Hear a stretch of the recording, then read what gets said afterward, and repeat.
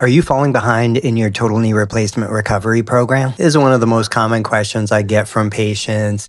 And usually it's because they have somebody else either in their family or their friend group that's doing apparently better than them, had a knee replacement, hip replacement, they recovered quicker, they had less complications. So let's talk about how you determine, was the other person just healing quicker, better than normal, or are you falling behind in your rehab? First, let's admit the reality. It's not a linear recovery.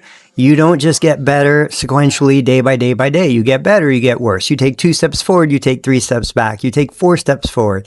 It's constantly variable. When I prescribe a home exercise program, I tell my clients, look, some days you're going to feel great, do more. Some days you're going to feel worse, do less. Some days you get better sleep, worse sleep, eat well. Some days you have stomach issues. There are so many variables that are going to influence how quickly you are healing.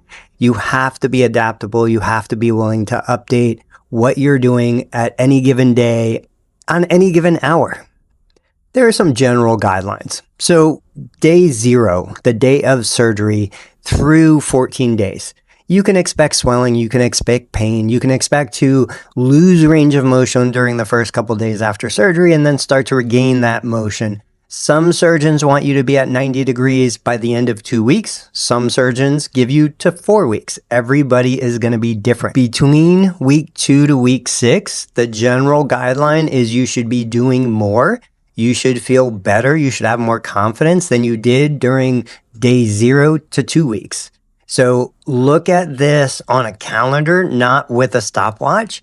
Week to week, are you generally better? Do you have less pain and do you have more function? And then, of course, between week 6 and 12, typically you're wrapping up physical therapy at that point. Typically you're kind of over the recovery from the surgical procedure. You're getting back into your daily routine. Some people are starting to return to work. Most people have returned to driving.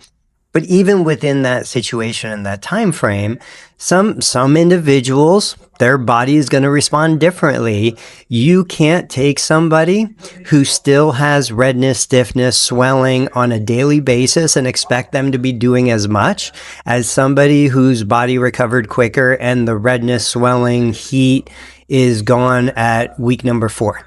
So you are on your own timeline. No matter what you do, you really can't speed up the recovery, but you absolutely can do the wrong things and slow down your recovery. So what are some objective red flags to be concerned about? If you find that the swelling is getting worse week to week, week 1, you have a little bit of swelling. Week 2, you have more swelling. Week 3, it's even worse than it was in week 2. You have increasing redness. You have increasing heat around the knee. It's normal for the knee to be warmer on the surgical side than the non-surgical side. But if it's getting worse, that is a red flag. That is something that needs to be monitored, needs to be checked out. Maybe you'll go get a Doppler to rule out blood clots. Maybe you talk to the surgical team or your physical therapist. But if your impairments, which are pain, swelling, get worse, or your function goes down, maybe the first week or 2, you progressed, you were finished, you didn't use a walker, but then by week 3 and week 4, all of a sudden you feel less stable and you have to go back to the walker because you're not sure if you can walk across the room. That's a red flag.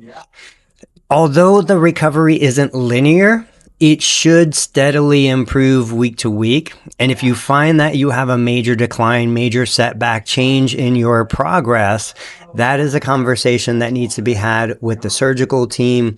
Since this is YouTube, this is a video, I can't obviously assess you and tell you what's going on, but I can tell you that you have professionals around you. And even if progress is slow, there should be progress. Some people improve function, but have the same pain level. Some people reduce pain and then gradually improve function. Whatever is getting better, something should be improving. And if it's not, on a week-to-week basis, then go back and talk to the professionals. Let them take a look. They have experience with hundreds or thousands of other cases. You only have, unfortunately, yourself and the people around you.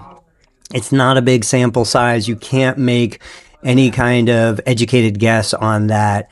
Go check it out. But generally speaking, closing the video, Week 2 should be better than week 1. Week 3 should be better than week 2. And as long as you're making progress and not declining, don't worry about how long it takes.